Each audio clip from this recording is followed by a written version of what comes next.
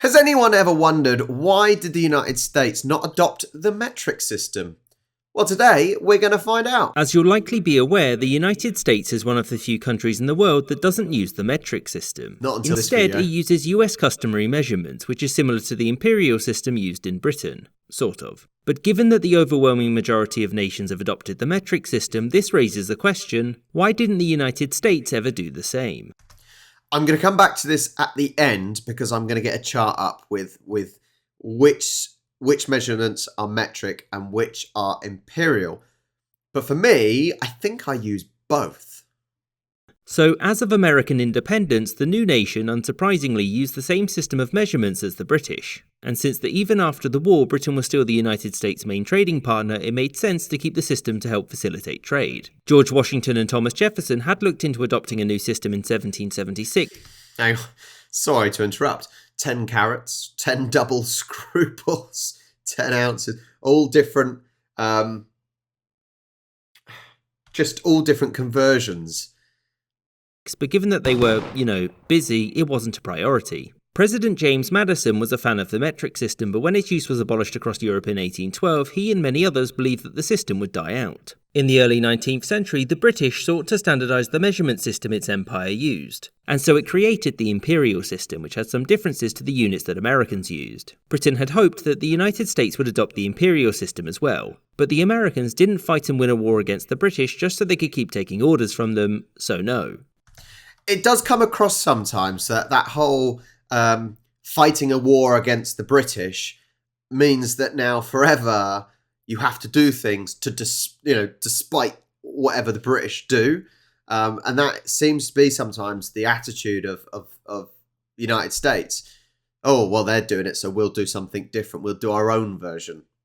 As the United States continued to grow as a chunk of international trade, many of its businesses started to trade with more and more nations. These countries used the metric system, which meant that US businesses were using both. As such, to facilitate this and to lessen trade reliance on Britain, President Andrew Johnson passed the Metric Act, which formalised conversion rates and allowed businesses to use both. So did this formal recognition of the metric system change anything? Well, not really. As the 20th century approached, American feelings towards the metric system hadn't changed. However, academic and scientific communities pressured successive presidents to adopt the system, but they were denied for three primary reasons. The first was that doing so would require effort, and nobody wanted that. The second was that the late 19th and early 20th centuries were a fairly isolationist and patriotic period, and many Americans didn't want to adopt the foreign metric system when they were already using the American system. The argument was that other societies were worse than America, and they used the metric system, and thus by adopting it in the United States, it would only serve to diminish the country.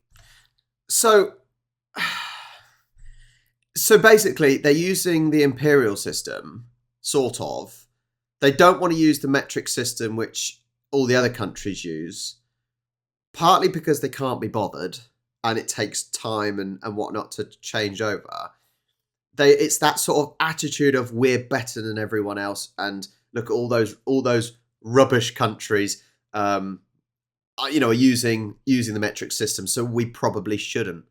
The third reason was that many policymakers and manufacturing leaders in the United States believed that it was an inevitability that not only would America rise to the top of the great powers, but would eventually eclipse them all. And so why go to the cost and effort of replacing US customary measurements when the rest of the world would inevitably change for America? This line of thinking continued until the 1970s.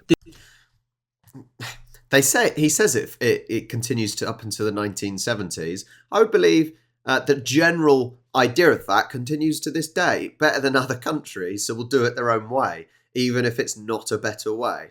This was when President Gerald R. Ford went the extra 1,609 metres in order to swap the United States over to the metric system. First, he passed a law which placed the metric system as America's preferred system. He and Congress also established the Metric Conversion Board, whose purpose was to guide industry in the country into a permanent adoption of the metric system. The problem was that the board couldn't agree on how to adopt the system, and also, nobody listened to it. And when Ronald Reagan took office in 1981, he ended the board, seeing its work as un-American. And thereafter, the attempts to change to the metric system have been unenthusiastic and unsuccessful, meaning that the United States would stay as one of the few countries in the world that didn't use the metric system. So I would say that I use both of the imperial and metric, which I think actually the United States probably do as well, because when you're trading with lots of different countries that use the different metric or imperial, you have to be able to do both.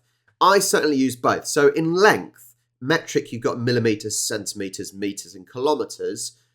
Well, I would use millimeters when you're doing measurements like construction work. I wouldn't use centimeters. I would use meters. So, for example, I've just had a home EV charger installed and it was an 8-meter cable. Well, I had to work that out in meters. Kilometers I use when I'm running, when I run. But then when I'm playing bowls, when I'm refereeing, I use inches, I use yards, I use feet. And obviously we use miles when we drive. So I use both lengthwise. I use both. And I sort of understand both happily.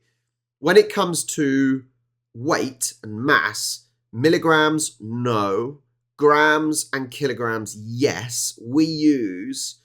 I think we use grams and kilograms more when we're making, for example, making a cake. I think we use grams and kilograms more. But then the imperial is ounce, pounds, and stones.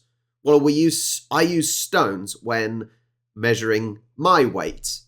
So 12 stone, I use that. But I don't think I really use pounds very much, maybe ounces with cooking occasionally.